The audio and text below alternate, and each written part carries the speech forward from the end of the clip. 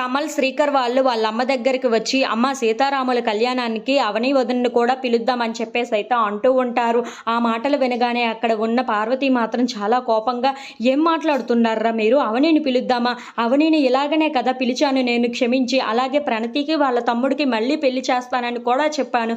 కానీ అవని నా మాటను కొట్టేసి తను ససేమేరా ఇలా జరగదు అని చెప్పి ఇంట్లో నుండి వెళ్ళిపోయింది కదా, మళ్ళీ తనని ఎలా పిలుస్తాం? సరే అని పిలిచి మళ్ళీ అక్కడికి కళ్యాణానికి తీసుకొని వెళ్ళినా సరే అందరూ నానా మాటలు అంటారు. మీ ప్రణతి ఇలా వెళ్ళిపోయిందంట కదా, మీ కోడలు ఇలా చేసిందంట కదా అని చెప్పేసి అయితే అందరూ మళ్ళీ మాట్లాడుతూ ఉంటే నా తల బద్దలైపోతుంది. ఇలా ఎప్పటికీ జరగకూడదు. అందుకే అవనిని పిలము, మనము కూడా ఈ సీతారాముల కళ్యాణానికి వెళ్ళడం కుదరదు అని చెప్పేసి అయితే అంటూ ఉంటుంది. ఆ మాటలు వినగానే అక్కడ ఉన్న అక్షయ్ అయితే ఒక్కసారిగా షాక్ అయిపోయి వాళ్ళ అమ్మ వైపు అలా చూస్తూ ఉండిపోతారు.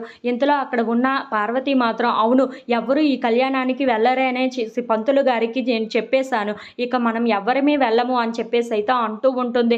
ఆ మాటలు వినగానే అక్కడ ఉన్న వాళ్ళందరూ అయితే చాలా బాధపడుతూ ఉంటారు.